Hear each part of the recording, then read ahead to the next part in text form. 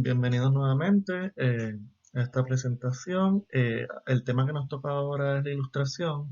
Hay dos presentaciones sobre la ilustración para que no sean demasiado largas, ninguna pasada de los 15 minutos más o menos. En esta vamos a hablar más generalmente de la ilustración como movimiento, ¿verdad? Como periodo, y en el otro de tres autores que son fundamentales para poder entender lo que estaba pasando y sobre todo en la psicología, ¿verdad? Ese bagaje que va a quedar. Eh, Como saben, esto no sustituye la lectura de los textos, sino que complementa la lectura de los textos. Dudas o preguntas a los foros que están en Moodle o me escriben al email. Este es el último tema antes del examen, ¿ok? Que vamos a hacer por Moodle. Voy a estar escribiéndoles sobre eso pronto. Entonces, la ilustración. En términos generales, la ilustración es un movimiento cultural y social europeo desde el siglo XVII hasta el siglo XIX, es decir, entre 1600 y 1800, pero que su auge en el 1700, todo ese siglo, lo que se llama el siglo de las luces. Entonces, va a ser importante porque viene a darle continuidad a lo que había empezado en el Renacimiento y se nutre de toda esa revolución científica que veníamos hablando. Sobre todo de Newton, que Newton ¿verdad? Es contemporáneo de algunos de estos autores y precede a ese siglo de las luces. Es un movimiento que va a ser importante porque como veníamos viendo ya la semilla, va a romper radicalmente con lo que le llamaron en Francia el antiguo régimen, en todo, en la filosofía, en la política, en la religión, las costumbres, es decir, en la moral. Eh, y ya habíamos visto algo de eso en el Renacimiento, ya habíamos visto algo de eso con el amor feudal, con el amor cortesano, perdón, y con este surgimiento del énfasis en el individuo, etcétera. Y sobre todo con Descartes, ¿no? Con esta nueva metafísica. Eh, pero lo fundamental va a ser el espíritu de la ciencia y una ciencia matemática y positiva a la vez, es decir, experimental, ¿verdad? Eh, y mecánica, lo van a ver ya mismo. El ídolo, el modelo de todo esto va a ser Newton, y la física, no solamente por la aplicación de las matemáticas, por sus implicaciones prácticas, por sus demostraciones experimentales, eh, sino también por su utilidad. ¿Ok? Eh, ya veremos que en términos de las ciencias sociales eh, va a ser sumamente importante repensar todo esto para construir un nuevo mundo que no sea basado en la religión o basado en la tradición. ¿Ok? Immanuel Kant, que vamos a hablar de luego, tiene un texto que les voy a poner en Moodle que se llama ¿Qué es la ilustración? Hay varias traducciones, el original es en alemán, y él describe la ilustración de esta manera. Dice, la ilustración es la liberación del hombre de la tutela que a él mismo se ha sometido. Esa tutela es la incapacidad del hombre para utilizar su entendimiento sin ser dirigido por otro. Sapere aude, atrévete a saber, es la frase, ¿no? Tened el valor de utilizar vuestra propia razón, ese es el lema de la ilustración. Si se nos pregunta, ¿vivimos en una época ilustrada? La respuesta es no. Vivimos en una época de ilustración. Ese Rosita. Esa última frase no es corrida. La primera parte es el principio del texto. A mí me gusta más la traducción que les puse a mano izquierda. Esa tutela que él mismo se ha sometido no tiene mucho sentido. Me gusta más esta frase. Dice, la ilustración es la salida del hombre de su minoría de edad, de su autoimpuesta minoría de edad. Debe ser la traducción. Es decir, de esa condición infantil de depender de otro para hacer, saber, vivir. ¿Ok? Y un poco lo que dicen es, hay que servirse de la razón, no de la tradición, no de Dios, no de otra autoridad, sino solamente de la razón para eh, ver qué vamos a hacer aquí entre nosotros y cómo entender el mundo. Esa es la ilustración. ¿Ok? Van a ver que la razón va a ser lo más importante. En términos de los ideales de este momento que se llama ilustración en Francia, es el siglo de las luces, el siècle de lumière, eh, ilustración por luz, ¿no? Y es en contraposición a la oscuridad de la Edad Media, de la teología, de lo medieval. Eh, y la razón va a ser el principio. Como ya dije, se va a repensar todo lo humano a partir de la razón y sobre todo de la ciencia y la manera en que la ciencia, con Descartes, por ejemplo, lo claro y distinto, etcétera, lo metódico, va a permitir repensar el mundo. Eh, Esto, curiosamente, abre paso a una mirada donde el individuo no solamente va a hacer un énfasis, va a ser casi el principio. ¿Ok? Fíjense que con Descartes el cogito ya venía siendo esa certeza metafísica y el cogito es mío, yo pienso. Vamos, Descartes dice, je pense, yo pienso, luego existo. Es decir, mi pensamiento, el mío, es la certeza. Entonces el individuo está ahí, el yo está ahí como el principio. De la misma manera, Locke, que vamos a hablar de ella mismito, plantea la tabula rasa, es decir, que cada uno de nosotros empieza como una página en blanco. Y en ese sentido también ya no hay destino, ya no hay eh, algo que me guíe, sino que a cada cual le toca hacerlo. Entonces el énfasis en el individuo va a ser bien importante. Lo vimos, lo hablamos en la clase, por ejemplo, con el contrato social, que vamos a hablar de eso ahorita. Eh, y obviamente van a haber nuevas perspectivas en la filosofía, en la política o en lo social y en la moral. En la filosofía, cómo separarse de Dios eh, y de los clásicos griegos, Aristóteles, Platón. En la política, en cómo hacer un fundamento racional del el lazo social, de la relación social, civil, y no ya que el rey le toca esto, al siervo le toca lo otro, que era un orden basado en cómo se entendía que era el universo, neoplatónico que habíamos hablado, y moral, preguntándose entonces racionalmente qué es el bien, racionalmente qué debe guiar nuestra conducta. Esas son las preguntas de la ilustración y obviamente la respuesta a partir de la razón. Uno de los pensadores principales en todo esto va a ser John Locke. John Locke, inglés, filósofo, investigador médico y trabajó como consejero político, trabajó en el gobierno. Era contemporáneo de Newton y él publica unos textos sumamente importantes, principalmente dos. El primero, el tratado sobre, digo, el ensayo acerca del entendimiento humano, donde él plantea una nueva mirada de cómo es la mente humana, la fuente de la idea. Ahí es donde él plantea, ¿no? Que no hay ideas innatas, que no hay, eh, eso ya no está ahí, sino que todo conocimiento que construimos proviene de la experiencia.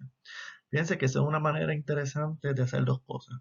De borrar todo el pasado, todo lo que vino antes de mi nacimiento, y poner un énfasis en lo empírico, en la experiencia, ¿no? Si todo viene de la experiencia, todo viene de la observación, ya sea externa o interna, es decir, de las sensaciones que me vienen del mundo o de las reflexiones que hago sobre lo que me está pasando. ¿Ok? Y esta idea de la tabula rasa, este empirismo, ¿verdad?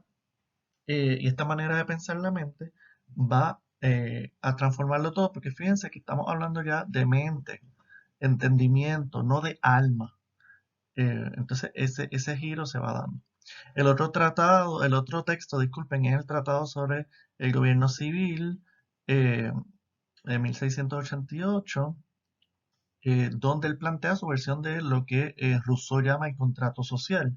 Y básicamente lo que dice es que los individuos debemos ceder nuestro poder, ¿verdad? Nuestro potestad, nuestros derechos, para poder vivir de manera civil unos con otros. ¿Ok? Es decir, todos tenemos que ceder de algo para poder convivir.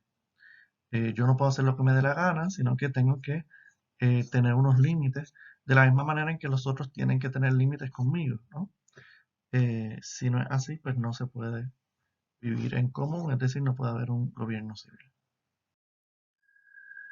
Estos ideales fueron importantísimos, esta mirada racional del hombre, ¿verdad? Y esta esta nueva perspectiva, ¿no? Sobre la libertad, ¿no? Sobre la apertura y las posibilidades, y guiaron las revoluciones de finales del siglo XVIII.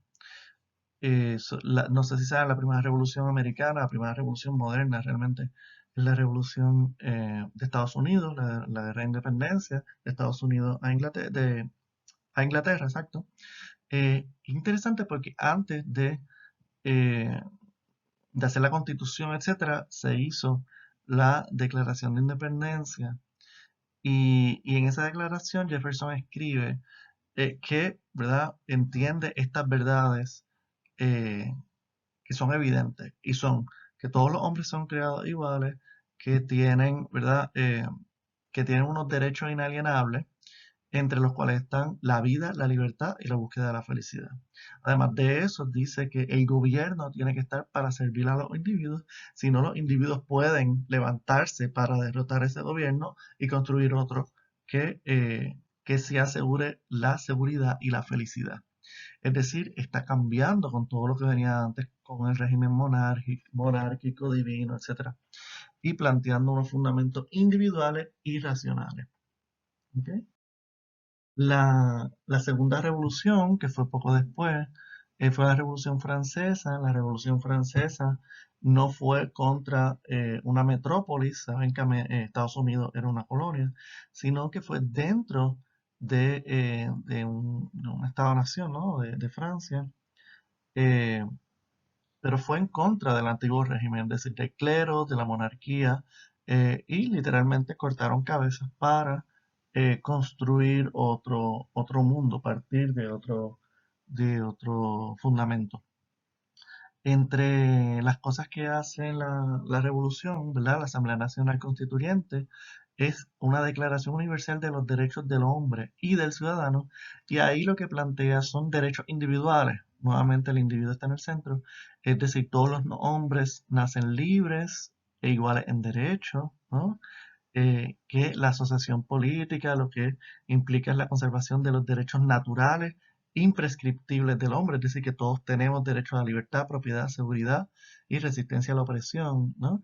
Eh, Son derechos del individuo. Esto nunca antes se había hecho.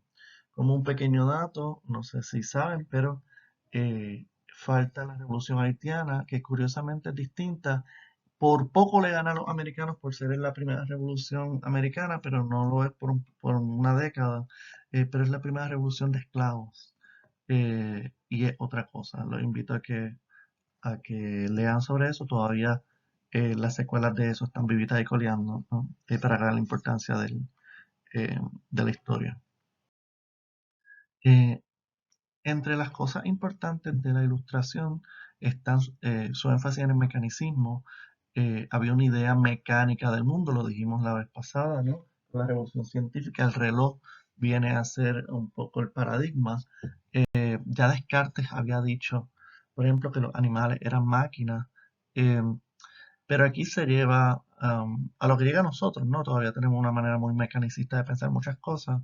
Hay un texto importante de Julien Offray de la Métrie, que se llama El hombre máquina, donde él plantea de manera radical que hay que estudiar al hombre como una máquina. Fíjense que nosotros lo hacemos, por ejemplo, en la biología, son máquinas orgánicas, pero son máquinas, ¿no? El problema es que eso de la vida todavía no sabemos. ¿Sí? Sin embargo, este mecanismo no solamente permite estudiar el hombre o al humano, sino que abre preguntas, ¿no? Si somos máquinas, ¿las máquinas tienen moral? ¿Las máquinas, hay bueno y malo si somos máquinas? ¿Son libres o están determinadas? Su computadora, que es una máquina, si bien electrónica, ¿tiene libertad o hace lo que usted le dice? ¿Mm? Y se empieza a plantear esa pregunta. Curiosamente, la guía que Julian eh, plantea es el placer y la felicidad. Es decir, que la moral en el humano no es por Dios, el bien no tiene que ver con Dios o con la virtud, sino con la búsqueda del placer y la felicidad. Eh, Claramente las secuelas de esto todavía las estamos eh, elaborando. ¿Ok? Otro elemento importante va a ser el utilitarismo, ¿no? El utilitarismo va a ser una escuela de pensamiento que surge, por ejemplo, sobre todo en Inglaterra, disculpen, Uno de los pensadores más importantes va a ser Bentham, Jeremy Bentham, donde él va a plantear, ¿no? La utilidad como fundamento principal, y la utilidad tiene que ver con estos dos principios, con que todo lo que nos guía es la búsqueda de placer y la evitación del dolor. Lo útil tiene que ver con la búsqueda de placer y la evitación del dolor, es decir, que un pensamiento hedonista significa que está basado en el placer. Y lo otro, ¿verdad? A partir de eso, el objetivo del utilitarismo va a ser entonces, en términos políticos y civiles, la mayor felicidad posible para el mayor número de personas. ¿Ok? Esa va a ser la guía ética, la guía de cómo tomar decisiones para esta manera de pensamiento, una manera racional de tratar de entender las cosas, ¿no? Eh, es curioso que la razón siempre termina en la felicidad. Yo no sé si la felicidad es tan racional, ya es toda una pregunta, se ha escrito mucho nuevamente sobre eso. Lo importante es que a partir de este utilitarismo eh, se trata de fundar un nuevo orden social, político y ético. Todavía ahora con esto del coronavirus lo estamos viviendo, ¿no? Yo creo que tenemos esa dimensión utilitaria. Por último, Jean-Jacques Rousseau es una figura importante, no solamente porque es un pensador francés que ha dejado muchas huellas, sino porque es contemporáneo y obviamente impactado por la ilustración, por la ciencia, etcétera, pero denunciaba los excesos de la razón. Él planteaba que la sociedad corrompía al humano, que es naturalmente bueno, y él partía de eso, a partir de lo que escuchaba de estos buenos salvajes que estaban en América. Está hablando pues, de los incas, de los mayas, eh, de todas estas civilizaciones que encontraban acá, desnudas, sin aparente orden, ¿verdad? Eh, eh, y pensaba que estaban en lo que él llama el estado de la naturaleza. Obviamente es una idea muy ingenua porque todos ellos tienen su, su cultura, su historia por decirlo de alguna manera, su ciencia, es decir, sus saberes, ¿no? Pero eso fue lo que tomó Jean-Jacques. Y él planteaba entonces que la ilustración era oscura, no iluminaba, sino que oscurecía, porque lo que hacía era corromper esa bondad, esa inocencia natural del humano. ¿Ok? Sin embargo, él no propone volver a la teología ni nada de eso, sino que trata de repensar el contrato social, es decir, cómo podemos vivir civilmente, la importancia de la educación e incluso el matrimonio, la función del matrimonio. Así que, digamos, no es un ilustrado como los demás, pero sí está por el mismo camino, es decir, de repensar las cosas. Bueno, hasta aquí llegamos. En la próxima presentación les voy a presentar un poquito más de ciertos autores, ¿no? Que son importantes para la psicología. Em, Así que véanlo. ¿Ok? Duda o pregunta en el foro o en el email. Y la próxima, pues seguimos con Hume, Kant y con Locke.